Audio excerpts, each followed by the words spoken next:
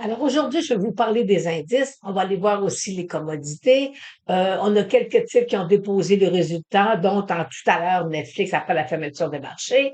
Mais avant d'aller, je voudrais vous montrer le site d'analystech.com parce que je vais parfois, je vais aller descendre, je mets parfois des titres, je mets régulièrement des analyses qui sont gratuites pour les gens, dont entre autres le Dow Jones qu'on va voir tout à l'heure en analyse. Et vous allez voir que lorsque je fais des analyses, bon, ben, voyez-vous, j'avais ici mes cibles, là, 48 500 qui ont été touchés, puis on avait ici, aussi hier un 49 000, là, que s'il perçait, ça devenait un peu problématique. Alors, fait que c'est ce que je fais. Sur analystech.com, vous venez, vous vous inscrivez gratuitement, puis vous avez accès. Alors, sur le site d'analystech.com, on vous met plein de petites pépites pour vous aider dans votre prise de décision au niveau du marché boursier.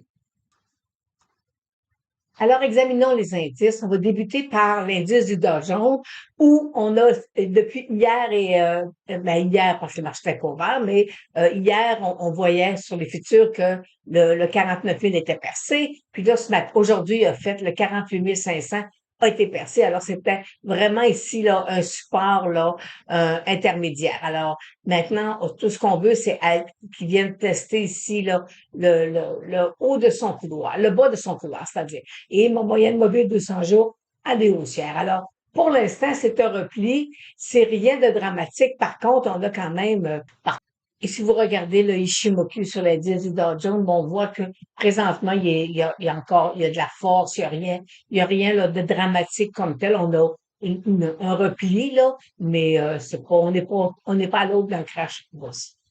Pour le TSX, ben voyez-vous, on est dans un beau couloir haussier. Alors, si je tire mes lignes ici, on est dans un très beau couloir haussier. Et il faut surveiller la sortie du le Nasdaq 100, comme je vous l'ai présenté la semaine dernière, je vous disais, c'est probablement le secteur qui est plus fragile, qui était un peu plus à risque. Alors, le Nasdaq 100 est sorti sous son support. Il y a quand même une bonne distance avec sa moyenne mobile 200 jours, mais on voit que c'est un secteur qui est un peu plus fragile. Par contre, voyez-vous, le S&P est quand même plus en faiblesse que le Dow Jones, parce que lui, il est vraiment dans le bas de son couloir haussier. Alors, on surveille euh, la sortie du couloir avec, possiblement, il va venir tester sa moyenne mobile 200. Alors, pour l'instant, le S&P 500 est un peu plus en fait. Et si je regarde son Ishimoku, bien, effectivement, celui-ci nous confirme que la faiblesse est plus palpable sur le S&P 500 que sur le Dow Jones. Alors, et vous allez voir que ça arrive régulièrement, que un est plus faible que l'autre entre le Dow Jones et le S&P 500. Alors, fait que mais en bon an, mal an, à un moment donné, les rendements s'équilibrent. Alors maintenant, on va voir qu'est-ce que le pétrole, l'or et le Bitcoin ont fait aujourd'hui. Alors, débutons avec l'or qui nous a offert un nouveau sommet à 4 766. Très belle poussée. Pour l'instant, il n'y a absolument rien de négatif sur l'or comme tel. Pour ce qui est du pétrole, ben, il est revenu sous les 60 dollars. Alors, présentement, il se transige autour de 59 dollars et 17 le baril. Fait que pour l'instant, c'est pas, on n'est pas dans une plage haussière comme telle, là, il faut vraiment qu'ils viennent percer le 61. Puis, mais je peux même vous dire, moi, mon point important à surveiller, c'est 63 dollars le baril. Pour l'instant, c'est ce que je fais. Alors, le Bitcoin vient de revenir sous les 90 000 dollars. Alors, voyez-vous, on est présentement, il est dans un nuage.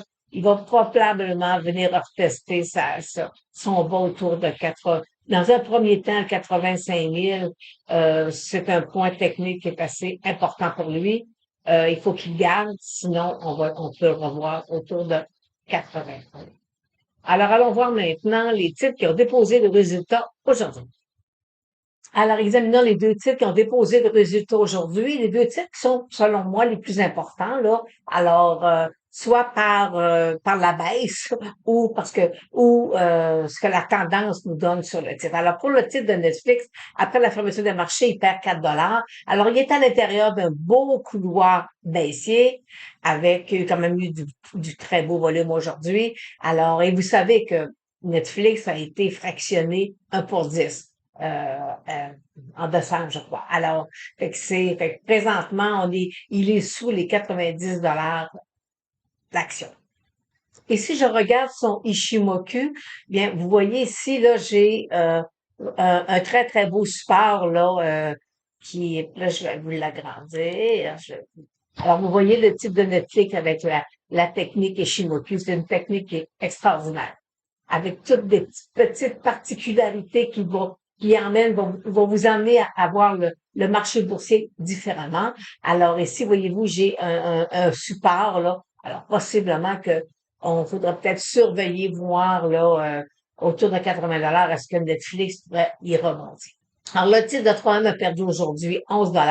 Alors, il vient toucher sa moyenne mobile de 100 jours. Il est bien assis dessus avec un fort volume aussi. Alors, et qu'est-ce que son Ishimoku nous dit? Ben, son Ishimoku nous dit que fort probablement que sa moyenne mobile de 100 jours lui sert de support parce que son Ishimoku nous indique qu'effectivement, de 150 $, ça fait un bon point d'appui pour aller y rebondir. Alors, techniquement parlant.